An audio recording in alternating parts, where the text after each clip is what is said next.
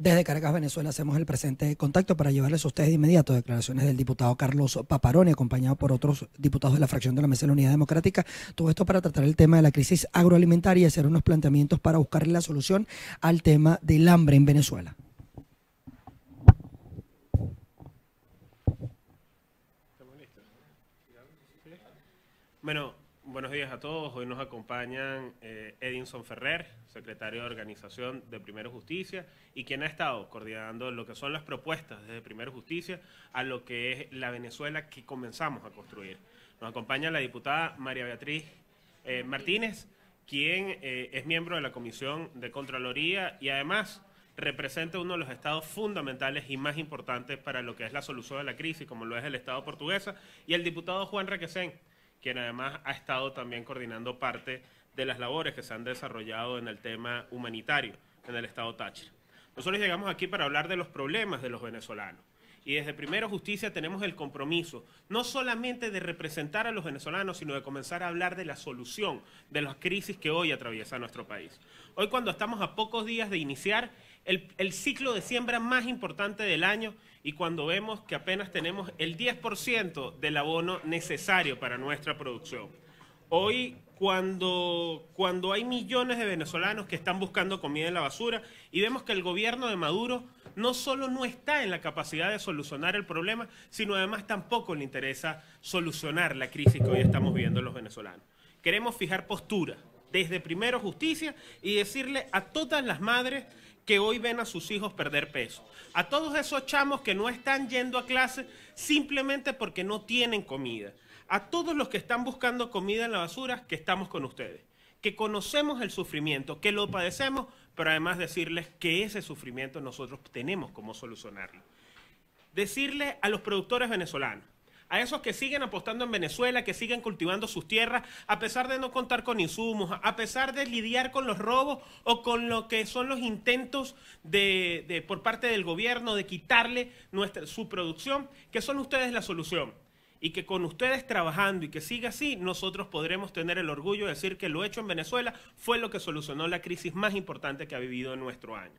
Hoy estamos aquí para presentarles el plan de emergencia alimentaria, que se basa en cómo nosotros vamos a lidiar con la crisis, con el favor de Dios, cuando logremos el cambio que todos los venezolanos estamos buscando.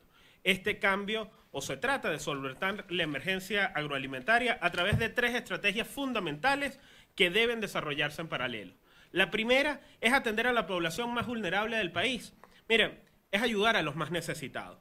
Esta primera etapa, lo que hemos ido evaluando en un programa donde hemos recibido algunas sugerencias de FEDENAGA, de FEDEAGRO, de algunos representantes de organizaciones como lo es Cáritas o como lo son algunas de las instituciones internacionales, es que nosotros lograríamos cubriendo de manera inmediata el déficit alimentario de los más afectados.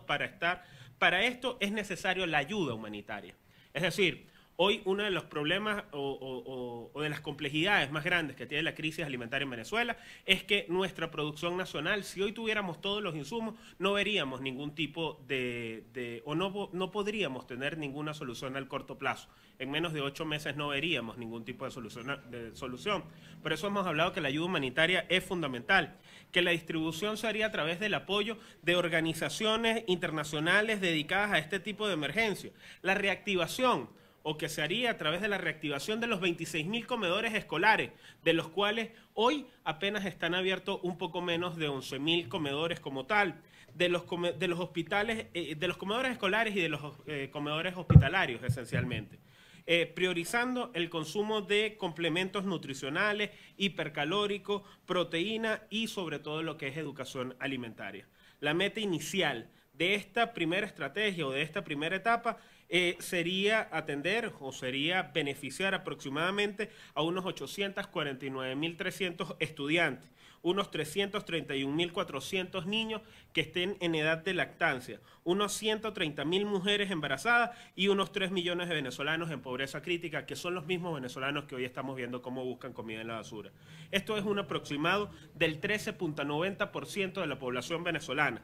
Estamos hablando de 4.310.700 venezolanos venezolanos aproximadamente, a los cuales nosotros tenemos que abocarnos a poder llevarle comida, que son esos venezolanos que están en la primera barrera, no solamente en la pérdida de peso como lo está el 90% de los venezolanos, sino a los demás los que están en riesgo de perder su vida, no solo por el no consumo de productos, sino por la calidad de los productos que están consumiendo.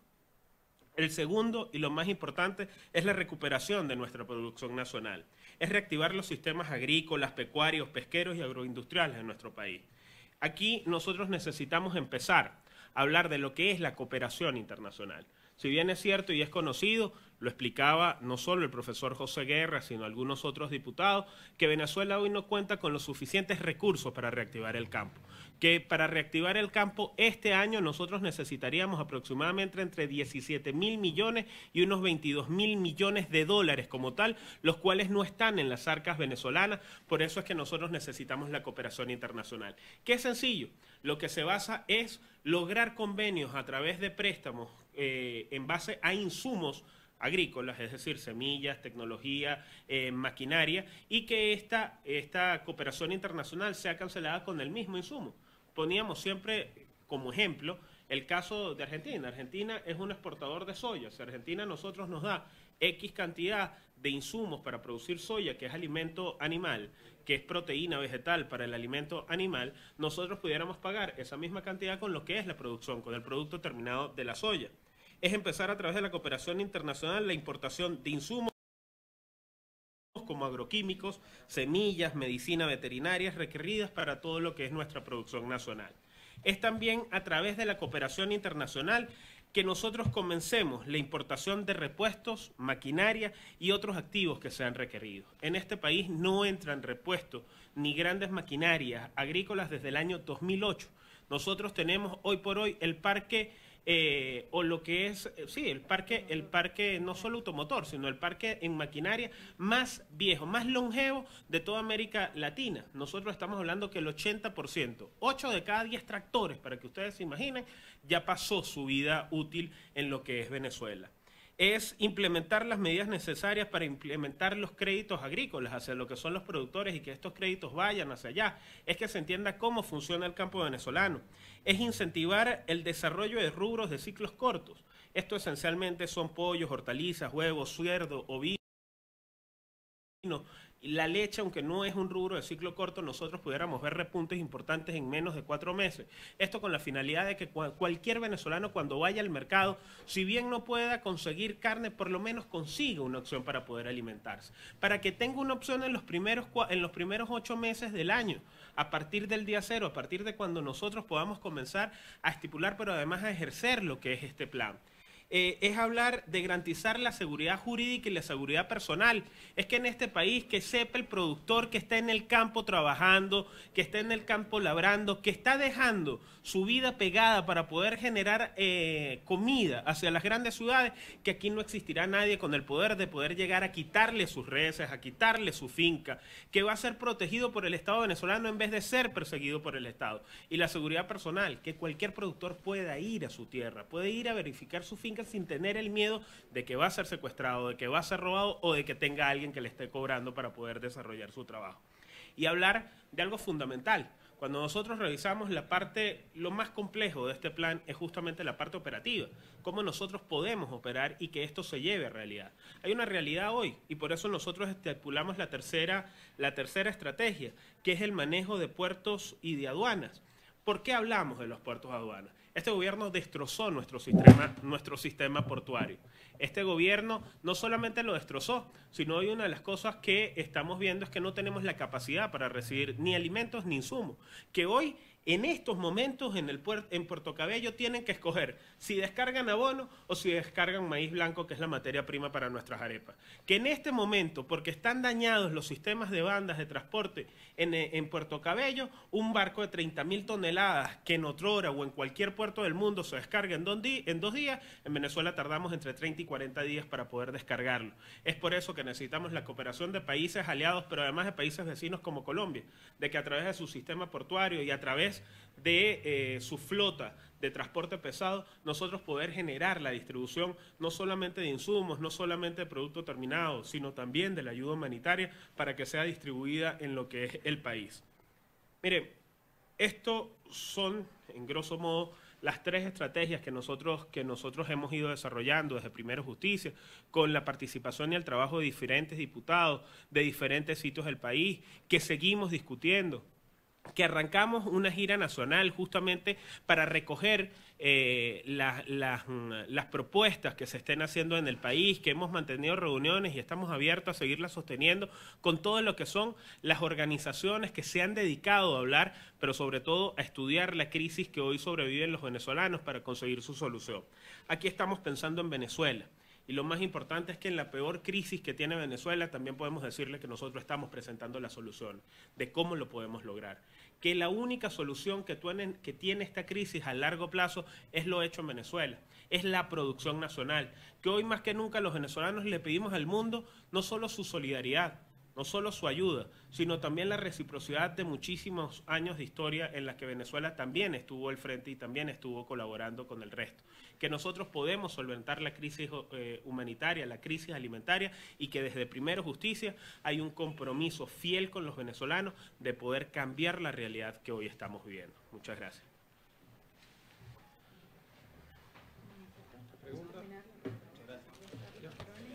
Listo, listo. ¿Cuánto tiempo se vería la realidad en todo caso que hubiese un cambio político en Venezuela? ¿En cuánto tiempo ya se estaría implementando esta fase que ustedes, estas tres fases que ustedes plantean? Bueno, fíjate, nosotros, esto es un plan mucho más complejo. Esta es la parte sobre el manejo de la crisis. Este no es el plan general para lo que es la reactivación de nuestra industria ni del tema alimentario venezolano. Esta etapa tiene una durabilidad finita. Esto es un año.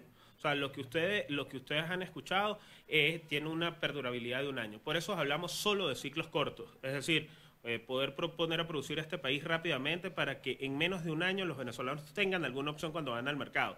Por eso solo hablamos de la ayuda humanitaria, que nosotros tendríamos la capacidad de, por transporte y con la cooperación, por eso el tercer punto de la cooperación en puertos y en aduana, nosotros en una semana pudiéramos tener productos terminados en esa estructura que ya hoy existe en el país, como son los comedores escolares y los comedores hospitalarios, que en esos comedores nosotros pudiéramos hacer algo que ya se ha visto en otros países, ¿no? Que es el tema de la ayuda de la ayuda directa de producto terminado, que eso serían 400 gramos de comida más o menos por persona, de lo que se estaba estipulando, sobre todo en los más necesitados. Pero no solo debe quedar ahí. Si bien esto, lo que acabamos de presentar, estipula un año a partir del día 0 y su durabilidad son 12 meses, lo que también busca es sentar las bases para que, uno, volvamos a ser independientes y tengamos producción nacional para entregar la solución a la crisis, pero sobre todo que no vuelva a pasar que los venezolanos nos encontramos en una crisis como en la que hoy vivimos. Diputado, ¿qué ven ustedes para los próximos meses en caso de que siga la situación como va? Mira, eso es una pregunta muy compleja, porque si nosotros solo nos referimos a los números que estamos vislumbrando, para que tengan una idea, para hablarles solo de datos, una hectárea de maíz utiliza aproximadamente 8 sacos de abono, unos 400 kilogramos, unos 400 kilos de abono en lo que es por hectárea, ¿no? En Portuguesa, que posiblemente es el estado más importante, o que es el estado más importante en cuanto a lo que es la producción de maíz y de arroz, actualmente no hay nada. Que el Ministerio de Agricultura, el piloto Wilmar Castro Soteldo, acaba de anunciar que no se entregarían 8 sacos, que no necesitaban 400 kilos, sino que el gobierno tenía 200 kilos para cada una de las hectáreas. Pero esos 200 kilos, que serían unas 60.000 toneladas para atender solamente la superficie de unas 300.000 hectáreas, apenas en 21.600 toneladas de abono que han llegado al país. Lo que estamos diciendo es que hay menos del 10% del abono necesario. Ya no estamos peleando por semillas, ya no estamos peleando por insumos, ya no estamos exigiendo agroquímicos, ya estamos exigiendo abono. En este país, solamente por la responsabilidad del gobierno nacional, solamente vamos a tratar de sembrar 300.000 hectáreas de maíz. entre maíz blanco y maíz amarillo, cuando este país estaba sembrando aproximadamente 1,5 millones, 2 millones de hectáreas de lo que es este producto, materia prima de la arepa. Pero con la cantidad que tenemos de abono, con la cantidad que tenemos de semilla y con la cantidad que tenemos de agroquímicos, lo que vamos a estar viendo es que vamos a producir la mitad del año pasado. Es decir, que estaremos llegando en un máximo a un 15% de la producción necesaria para el consumo de los venezolanos. Lo que estamos diciendo es que el mes de julio posiblemente va a ser el mes más difícil de nuestra historia. Y esto lo hemos dicho en años anteriores. Esto ya lo hemos venido viendo. El año pasado fue el año el peor año de nuestra producción. Pero por primera vez los venezolanos, en el mes de julio, en el mes de agosto, simplemente vamos a depender totalmente de la importación que pueda hacer el gobierno nacional para poder tener algún tipo de comida. Estamos viendo que para el mes de julio será la peor crisis y eso ya no lo podemos calcular, eso ya no lo podemos vislumbrar porque no tenemos con qué compararlo. Ni siquiera cuando Bolívar pasó en 1812, lo que fue la campaña admirable, estaremos viendo nosotros los niveles de desabastecimiento que estaremos encontrando en el último semestre del año. Usted hablaba también de la necesidad de fomentar la producción de aquellos rubros que se dan en un corto tiempo, en un año. Hace semanas Tarek El Aissami decía que luego de haber recibido asesoría de la ONU, ellos iban a comenzar a restringir los dólares de la importación para producir. ¿Pero se está tomando esa medida de la forma correcta para realmente dar solución? Mira, lamentablemente lo que pareciera que el vicepresidente Tarek El Aissami no sabe es que si en este país no se siembra, pues simplemente no hay producción. A 2 semanas o a 1 semana, el ciclo de siembra más importante del país. Las lluvias arrancan el 20 de mayo en el estado de Barinas, el 1 de junio aproximadamente para lo que es el estado Portuguesa, y ahorita no hay ningún tipo de insumos. ¿Esos dólares cómo los va a utilizar? Porque si él me dice que va a evitar, que no va a importar materia prima, lo que estamos hablando es que cuánto va a costar un kilo de harina de maíz precocida. Hoy lo que nosotros estamos diciendo es que simplemente si en el país no hay alimento para las gallinas, pues el cartón de huevos va a estar más caro. El kilo, si no hay alimento para las vacas, el kilo de queso, pues por supuesto que va a ser más caro. Y el alimento es maíz amarillo, es soya, es sorgo. El 70% del alimento animal se compone de estos insumos y lo que estamos viendo es que no lo producimos en Venezuela. Es decir, si él no importa lo que son estos insumos para nosotros poder generar el alimento para los animales, simplemente no vamos a tener producción ni de huevos, ni de pollo, ni de leche en lo que es Venezuela. Creo que es el desconocimiento de la causa. Ahí pueden pasar dos cosas. O es que no sabe y desconoce completamente cómo es el sistema operativo del país, o simplemente lo que nos está anunciando es una estrategia del gobierno para que los venezolanos estemos dependiendo mucho más de los programas de asistencia social del Estado. ¿Y esos programas están siendo sostenibles actualmente? No son sostenibles no solamente por su costo, sino por lo que es el tema de las tardanzas. Es decir, mira, en lo que va de año, desde el 1 de enero hacia el 8 de mayo, habían entrado al país aproximadamente unas 6,5 millones de cajas CLAP. Ahí no sabemos qué ha pasado, el cálculo es que el 20% se pierde por corrupción. El cálculo es, habían 2 anuncios que a nosotros nos llamaban la atención, que no son ni oficiales ni hay ningún tipo de número. Uno es el robo del 1.000.000 de cajas que anunciaba Nicolás Maduro, de las cuales se necesitan 740 gandolas para poder transportarlas, y el otro eran los galpones que extrañamente en Corpo Miranda pues sufrían un incendio en los cuales extraoficialmente se conocía que existían algunas cajas CLAP. Con el nivel de cajas que se ha distribuido, lo que estamos viendo es que lo que existe en inventario actualmente puede distribuirse al 40% de la población, ni siquiera al 70% que ellos anuncian que son beneficiados, es aproximadamente 2 cajas en lo que es el mes, ¿no? Y que nos imaginamos que eso está siendo guardado para lo que es el arranque de la campaña electoral. ¿Cómo usted habla de 22.000 millones de dólares para la reactivación? ¿Han ustedes evaluado en primer lugar cómo conseguir esos 22.000 millones sin endeudar a Venezuela? Porque eso sería prácticamente lo que serían las reservas internacionales cuando Hugo Chávez llegó a la presidencia. En segundo lugar, estas medidas que está tomando Panamá, la posibilidad de cierre del canal de Panamá, las rutas marítimas para traer alimentos, cómo esto estas sanciones que pudieran darse acá afectaría el tema? Mira, ahí hay varias cosas, ¿no?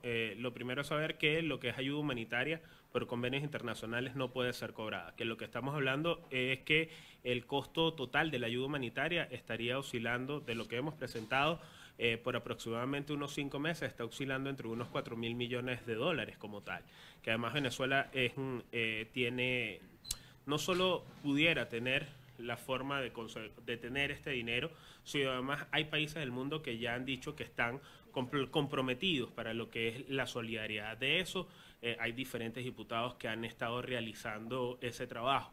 Lo otro es el tema de la cooperación internacional, que allí sí es otra cosa, son los insumos. Por eso nosotros hablamos de cooperación internacional y lo que es el intercambio de producto terminado por insumos. Es decir, es diferente que tú pagues 10, 15 o 20 millones de dólares en producto terminado, sea maíz, sea soya, sea café, sea cacao, a que tú lo pagues con divisa, ¿no?